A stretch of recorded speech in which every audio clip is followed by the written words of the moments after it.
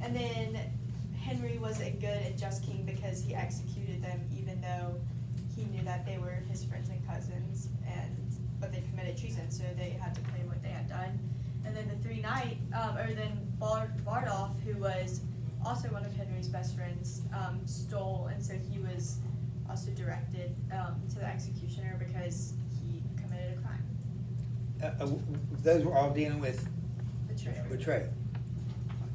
And you know, it's possible to use some of those same items in other categories, but those are good. 3 nights of betrayal. Yeah. So, what was it? Is there anything that you would have added, like if you were thinking of the topic? What'd you say? Nim was also in on the betrayal. Who? Nim. I know that, like, with the stealing stuff, Nim also was executed. Oh, Nim and Bardolph, yeah. Did you mention Nim or pistol stealing Nim's girlfriend? I did not know. Somebody That's good. mentioned that. I didn't think of it. Somebody mentioned it. So that was kind of a betrayal. I don't know how many there were. I didn't count, but 4 or 5, or maybe even 6, depending on how you do it. And of course, betrayal there connects with betrayal in Peace Child. That would be a really interesting question, at least written question. You think how you could talk about why betrayal is so wrong, and you know, yeah. Did you say that? Maybe did you say that Henry betrayed Nim and Bardolph by hanging them, or it could be seen that way? It could be felt Well, Yeah, certainly. It could have felt like that. Oh, You King could call Henry. it justice, but it's also, yeah. King Henry, he betrayed his friend by not talking to him anymore. Right. Like his father. Falstaff, yes, that and even killed him. You could argue at least, Died from a broken heart. yes. He betrayed and killed his friend Falstaff? No. Or by Falstaff? It was like, you know, like when girls or boys, they break up and then people say, like, let's say somebody actually, like, died, they would say, oh, she died from a broken heart. Yeah, that's just a relationship. It's kind of what happened to Falstaff. Another way you could, like, a potential question be like, compare the cultural reactions to betrayal, like, compare them, like, the people, these trials, like, their reaction to betrayal, and then. Oh, yeah, initially they thought it was they thought it was a good thing, right? It was a virtue to betray somebody. That was the highest virtue. They changed that because of the gospel. Right, does that help? Yeah. That's a lot of good things there. Henry betrayed his friend, right? Or It was, some persons interpreted that way. Henry didn't. Henry, It wasn't intentional, it's just. right, he's king. He can't act like he used to. And he can't visit the people he used to, so.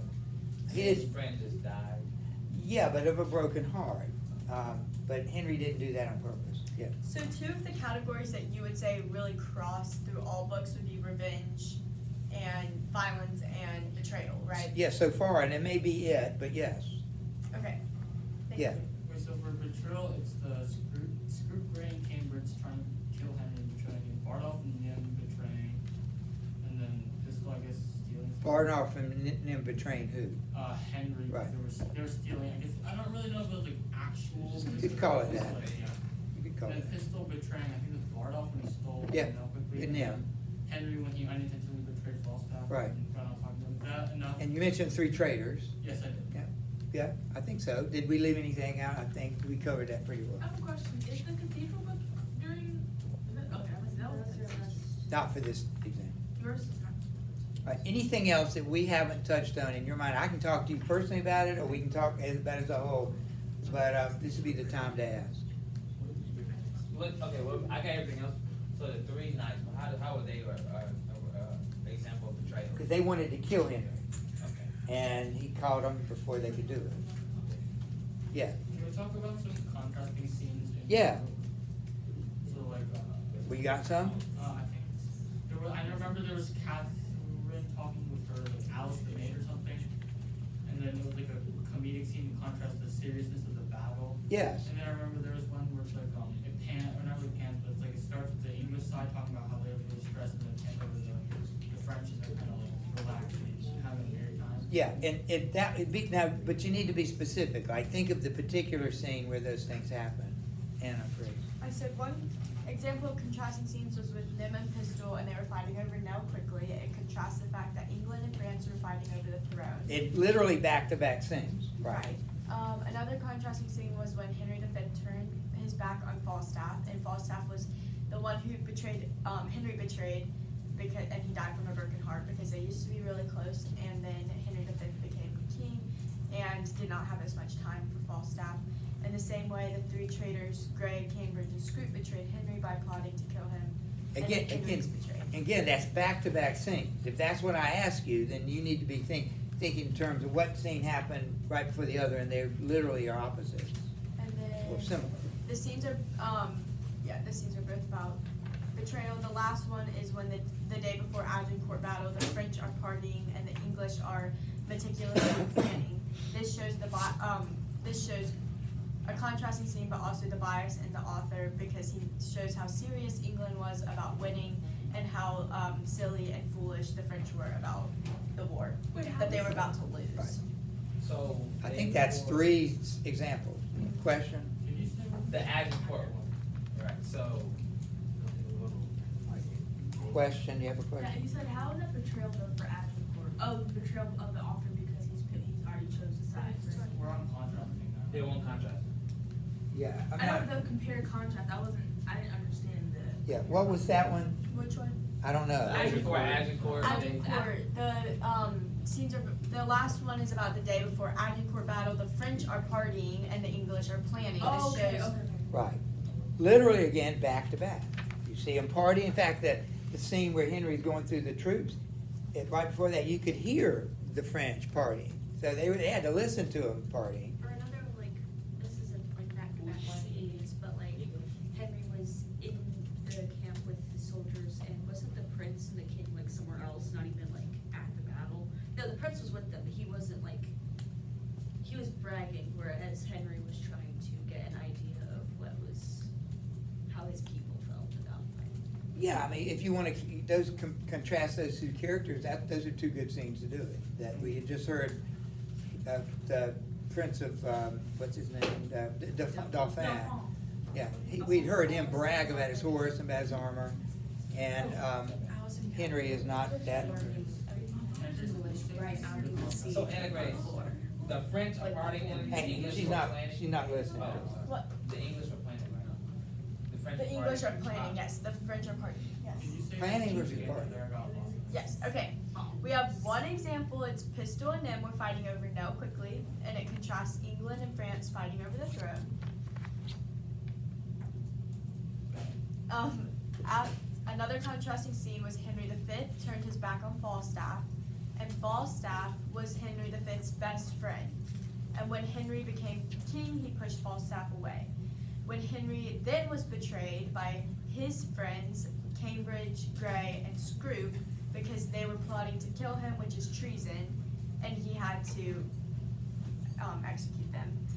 And then the last contradicting is the Battle of Agincourt. The French are partying and the English are planning, and it shows, one, the fact that the French were not taking it seriously, but the English were, and then it shows the bias in the author as well, because it shows how serious England was about winning and how the French did not have it, or they were foolish. She was just answering the question.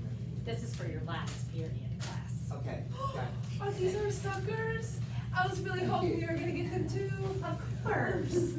I would not neglect my freshman friends. So did you remind me of the connection with Dr. Howard? 'Cause he's The smart? Smarty. Yep, they're Okay. Smarty lollipops, because he's a Smarty. And y'all are Smarties too. We're on our way to being. On your way, Yeah. your dollar. Thank you. Just don't be smarty pants. If you know, That's you ever right. heard that expression? Yes. All right, so where are we? Any other questions? You don't have to stop asking them. I don't have to stand here, and you can come to me. What are you looking for Henry V? Like, was kind of like a All right, very broad topic. yeah, motives for war. Motives for war would be, why do people in this play, but pick the ones, like, Lena, the answer wouldn't be If I ask the question, in all wars, what does this play tell us about, like, something that's universal to war? An answer to that wouldn't be the bishops trying to not pay taxes. That's a specific example of what larger thing, and that is profit. Profit is the word you want to go, and in this case, it's because the bishops and them and Bardolph and Pistol all want to make money from the war, or save something. You know, the bishops, they're trying to save their land. So that's a motive, material things, particularly profit. Yeah. Power, profit, prestige. Oh, Wait, Yeah, what like was respect. the three P's? Three. And glory. prestige, if you think of it that way, that's Yeah, good. so Power, power, profit, prestige. yeah, that's a good way to remember. I think you actually Oh, did I? gave that to us, yes, sir. Because the English have only 12. That doesn't I'm sound like, like oh, me. that's pretty good. Pretty good thing. You know, pastors do that, preachers do that all the time. Yes. And it's a good, what is it, mnemonic, is that the word? Mnemonic, memory Yeah. device? So, Dr. Talbert has like a device for schedules. It didn't work, he has like, He tried. it didn't work. what is it, like, crazy country freshman Yeah. in the South? There's another one that has It to, didn't like, help. copy. He wrote it up on the window Oh, in the yeah. teacher Real room. fast. That, it'd be just as easy to remember A, B's, you know, whatever the Yeah. letters are, you know. I don't get one. All right, so what are we, you're asking, that's one War's good war. motives for war. And war, or she's saying power, money, profit, and war, what was the other one? Like Prestige prestige, and like glory. being able to glory, yeah. Right, and you could, again, your job, I think, Owen said this, do I have enough to say? And that is a legitimate question, can you talk for 2 minutes? I just pointed out yesterday, when we were doing this, we talked about 5 minutes on one verse. So that's because you keep finding things, and the more you think about, meditate on something, the more you'll have to say. So those are 3 things, but your grade will come from how well do you really know those 3 things? Like, can you give me examples of profit, power, and Power, profit, yeah, prestige. prestige? Why not war prestige? So if you, okay, What is that? War prestige, is that one of No, them? war is the question, like, that's the topic. And so why do people fight wars? And we came up with 3 P Money, words. power, profit. Well, profit is the money. Oh, Profit, It's power, prestige. and prestige. and like you see that because like in Henry V, Bardolph and them, they want profit, they want money. The French also would like money from England, because that's why Mountjoy goes and asks for ransom for Henry V, because they knew they would get money from the English if they captured Henry V. They would get prestige because they had a low amount of numbers versus the French, who had ample amount of soldiers. So they would get prestige because they would be honored that they fought and won. Which is another word for glory. We're just Right, making them all glory, P honor. words, so they'll And then be the same. power, because if the English win, they get the French throne, but if the French win, they keep their throne. Yeah, they don't lose any. Right, they don't lose any, but And they, then, they get to keep their throne. so kind of the same thing, like for kings and leadership, like you're just looking for like qualities. That and, Henry like, has. That Henry Yeah. has, okay. Things he does. Now, Henry's, you could make a case Henry isn't a good guy for hanging those guys, but you could make a case he is a good king by hanging those guys. So that'd be a good question of, is Yeah. Henry Takes V, a lot to do. give examples of why, Yeah, why that's- not Henry V? is I good. could ask you to, you could actually flip this and say, he's not a good king.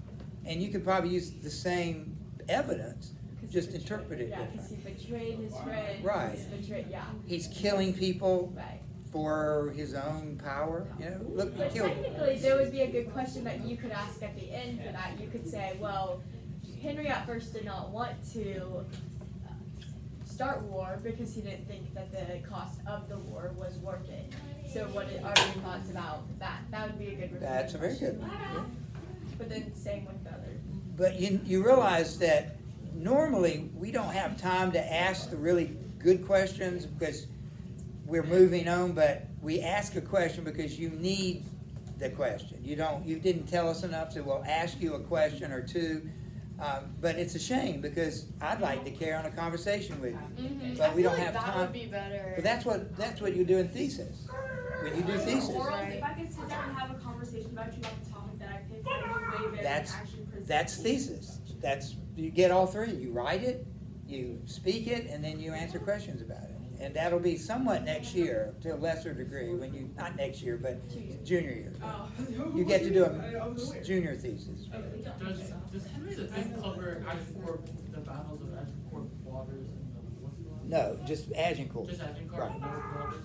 Yeah, those happened earlier, and both are mentioned or alluded to, because one of them, the Black Prince, Edward, and then Edward III, I think the father, all were involved in that. But no, it doesn't cover that. He gives 2 speeches in this. Lots of speeches, but the 2 war speeches would be the one at Harfleur, once more into the breach, and we'll fill up with English dead, and then the St. Crispin speech, which I regret. I'd had all intentions for you to memorize that. We couldn't have done it. We were consumed with Inferno. So learn it someday. Anything else? So I thought, cause I feel like this sounds like a oral question, I'm kind of like trying to think in your y'all's shoes. So like revenge and violence, like throughout like all of the books, so we discussed like revenge and violence in like Peace Child, but like what would you think about like the Canterbury Tales, like especially like revenge in the Canterbury Tales and stuff like that? Oh, definitely. I mean, Friar's Tale. Yeah, the Friar's Did you hear Tale, the- and then the doctors, for violence. Yeah.